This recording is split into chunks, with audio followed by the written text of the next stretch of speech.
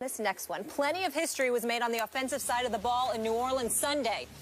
Drew Brees and Eli Manning combined for a single-game record, 13 pass TDs, and combined for 101 points. Basketball score tied for the third most points by both teams in NFL history. Stephen A., what was your takeaway from that ridiculous shootout? Honestly speaking, my takeaway from the game, the first thing that came to my mind was both defensive coordinators should be forced to fly commercial home. They shouldn't be allowed. I thought you were going to say they should be fired. No, because, I mean, obviously they ain't giving up 52 every week or 49 every week.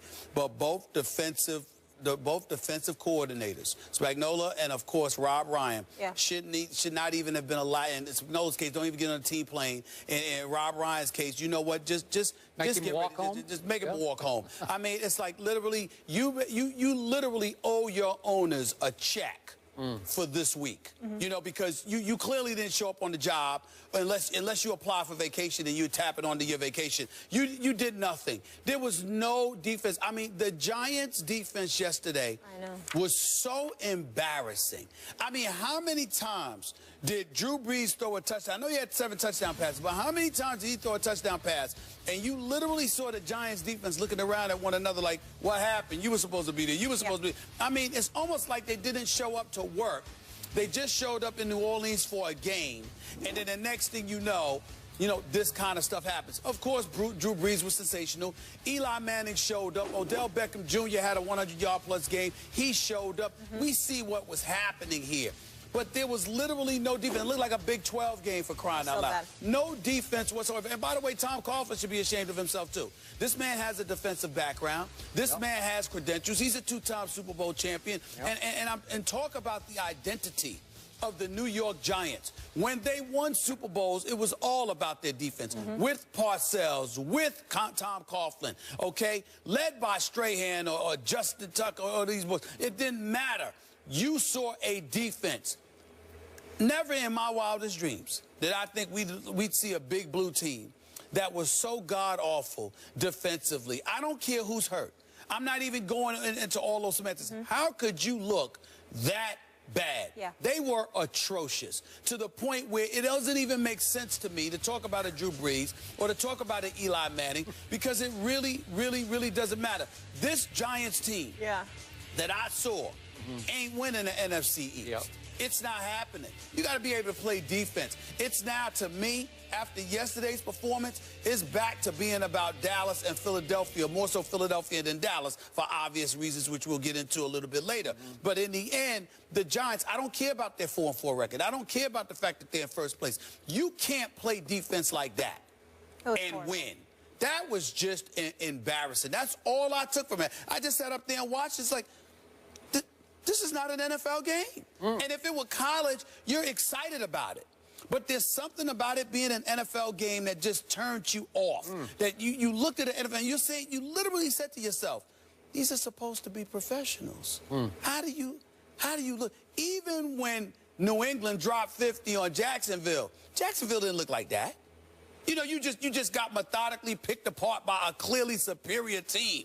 No, in the case of the Giants against the Saints, it literally looked like both teams decided not to play defense. The 29th and 30th ranked defense going into it, total. I mean, I couldn't believe how bad they looked. I really couldn't. Did the game count? Yes. It goes in the standings, It goes in the standings. Okay, I want to make sure of that, because you said it didn't look like an NFL game. It did. And by the way, before I launch on this, Molly is threatening to unfollow me on Twitter. I trolled him last night. I thanked the Saints for winning that game for me and my Cowboys, and in it, I wrote Giants in all lowercase letters. And everything like else little in Giants. caps. Okay? Just obnoxious. She's going to unfollow me over it was obnoxious. That's fine.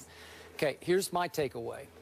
No team that gives up 52 points deserves to win the NFC East. I'm sorry, no team. Right. So that was my #1 takeaway. And #2, because the game did count in the standings, dropping the Giants to, what, 4-4? First place. Now, somehow, some way, embarrassingly enough for the division, my Dallas Cowboys are still only 1 game out of first place in the loss column. Only 1 game out of first place in the loss. Are you kidding me?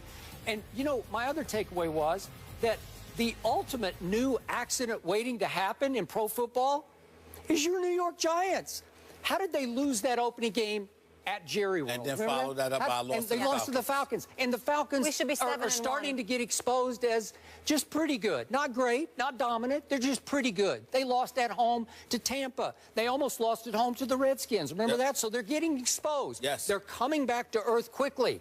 And yesterday, the New York Football Giants managed to blow this game on a face mask penalty by the punter. By the punter. By Brad Wing. The punter. Here he is. He gets a face mask as the ball is fumbled forward. This is Cowboys-esque. This is Cowboys-esque. This is old Cowboys. Previous Cowboys-esque. These are the Cowboys you used to laugh at, scoff at, ridicule for being the accident waiting to happen. And now it's Brad Wing. Brad Wing, he gets a face mask, and all of a sudden they've got a 50-yard field goal, and the new kicker hits it, and the game is over. And here's the God's truth of what happened yesterday. Your Giants didn't deserve to win this game because your Giants were 1 out of 8 on third down. In this shootout, they still were only 1 of 8 on third down. And when you look at the total yards, your Giants had 416, which is really good. The other team's got 614, so almost 200 fewer yards do your Giants have than Drew Brees and company, right? Yeah. And the Giants did have 1 defensive touchdown on the fumble return, 63 yards. Okay, so you hang in. That actually put you ahead. But the home team had 2 turnovers, and the Giants only had 1 turnover. Yeah. So I look at what happened. Your Giants were lucky to be in the game, and then incredibly unlucky to blow the game. In the end, they come back to the pack, and the truth is, the NFC East, halfway through, it hasn't even started yet, right? It's like it's up for grabs now. It's still, I don't know, the Washington Redskins could win the NFC East for all I know. Yo, listen, they're only a game back. That's what I'm saying. They're only a game back. I mean, it's, again, Dominique Rodgers-Cromartie, I want to sort of omit him from this conversation because he makes plays. He's had 3 interceptions in the last 2 weeks. He finds a way to keep himself actively involved. Yeah. I get all of that, but I mean, this is some embarrassing stuff here. And you Spagnuolo, I mean, you should be ashamed of yourself. You Rob Ryan. I don't care that you won. You should be ashamed of yourself. You Rob Ryan, your defense. I mean, talk about somebody that lost his luster.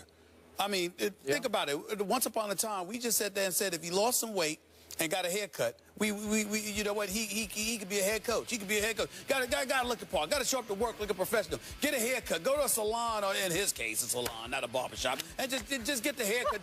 Do whatever. Okay. Do whatever you need to do. Yeah. But then you look at this defense and the way that it has played, particularly yesterday too. Just no excuse whatsoever. And the Giants didn't even run the football. Everything was with their passing attack. And you just looked at it, and somehow, some way, despite throwing 6 touchdown passes, 350 yards. I mean, what is it here? You know, a rating of 138. Yeah. Somehow, some way, Eli Manning still lost this game. He lost the game. The New Orleans, listen, New Orleans defense is bad. It was bad yesterday. But the Giants were so embarrassing because, again, at least when New Orleans got beat, there was somebody in the vicinity. Yep. I mean, you look at the Giants, it was like, literally, who is it that scored the 1 touchdown where he's just strolling in? When he just strolling, I mean, who was? I mean, literally walked in, looking behind, and it's like, oh, there's nobody near me. Nobody's home. He literally could have walked the last 30 yards. Most yards allowed since 1943 by the Giants. I don't even understand it. I really don't understand it. He literally could have walked the last 30 yards. Yeah. Walked. Was that fun for you? Did you enjoy that? Great time. That was my great moment of the day. Yeah. How about those Cowboys? We'll talk about Colston. them. It was Colston. Yeah. I'm just saying. I just looking at him. He's like he couldn't believe how wide open he was. Yeah. It was just embarrassing, man. And like I said, it's an NFL game. You don't anticipate seeing something like that. That was just bad. Okay. As long as we don't have to talk about the Cowboys today, I'll be happier. Right. Of course we're talking about the Cowboys today. Of course. Oh, well, I'll lay out of this one. Right. I'll let Stephen A. handle it. Please. The NFC is looking like the AFC South. It's bad. Right. In a battle of Skip and Stephen A. Super Bowl teams, the Cowboys lose a close one at home to the Seahawks. The Cowboys lost again, Skip. Don't miss the guy's reaction. And we're here for your Monday motivation. Check us out on our IG page right now, where I give you the complete rundown. Oh, it's been a long, long time since the Cowboys won. Look at that video right there. That looks exciting. Can't wait to go to Instagram.